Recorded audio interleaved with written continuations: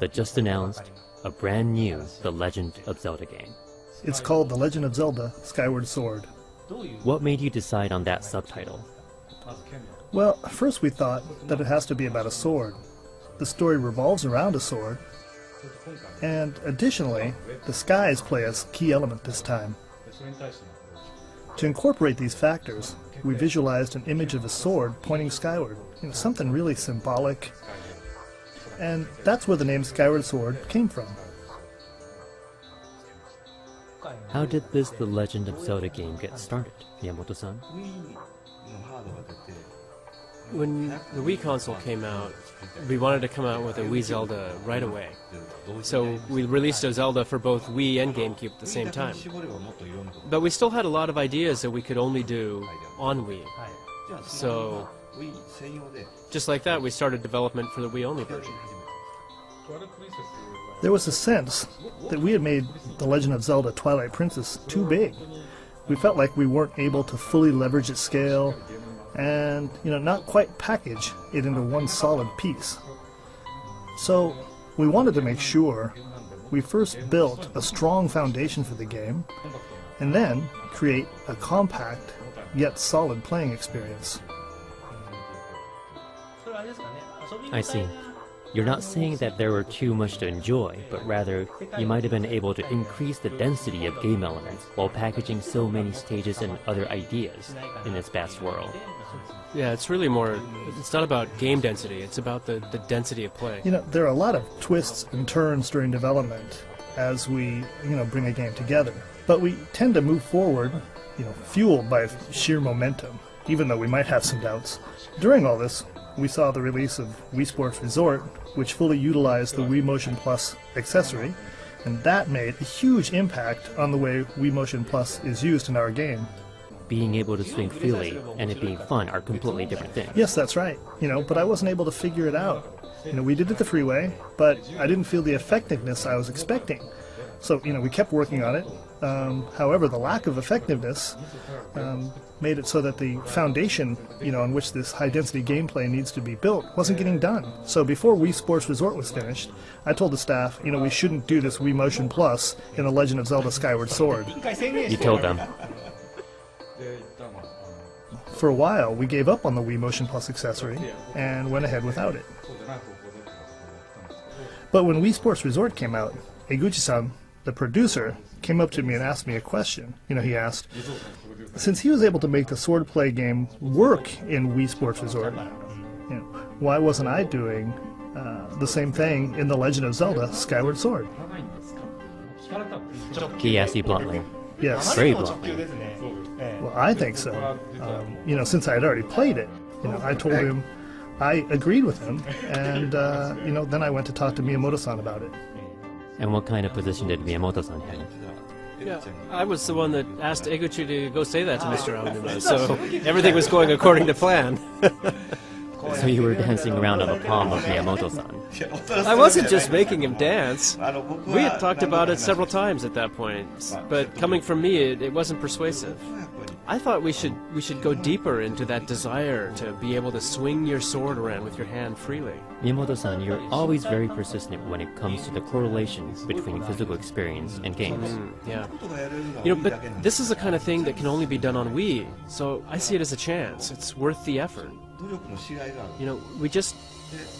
We have to have the confidence that if we do it right, people will see that this way is better. It's a better way to play.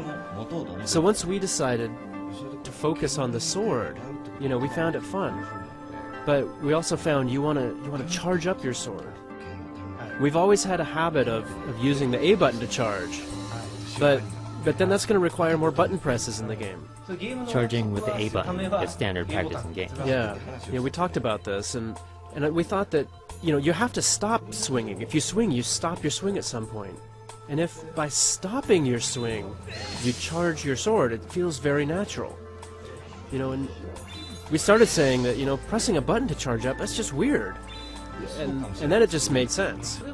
With a device like the Wii Motion Plus that can detect such movement, you're able to make the sword charge while you're stopping, just like the real thing. When your team builds it out and can feel it working, that's when you know you're headed in the right direction. When we made The Legend of Zelda Twilight Princess, Miyamoto-san was saying he wanted to have Link raise his sword up high while riding Epona.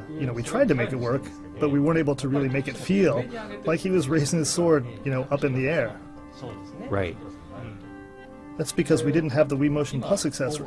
But, from what I just heard just now, I think it's really important to be able to hold the sword still in a fighting stance. Because you're able to do this, you can just go right into the game.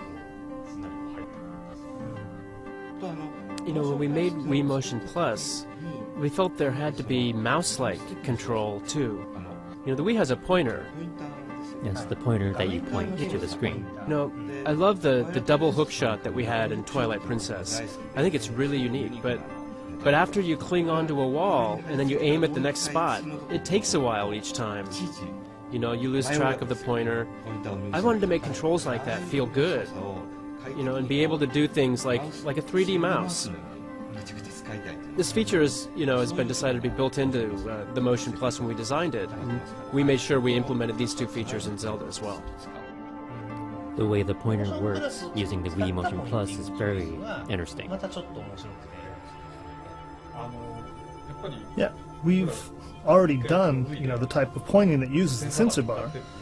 Even though we've done that before, when we tried this new way, it felt great.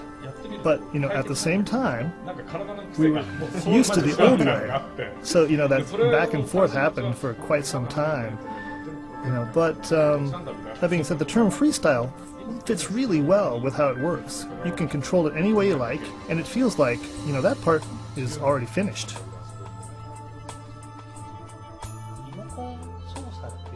If there are people who have predetermined thoughts that controls with the Wii Remote are good for beginners but not good for the deeper game players, I would really like those people to try out the new Zelda game. That's right.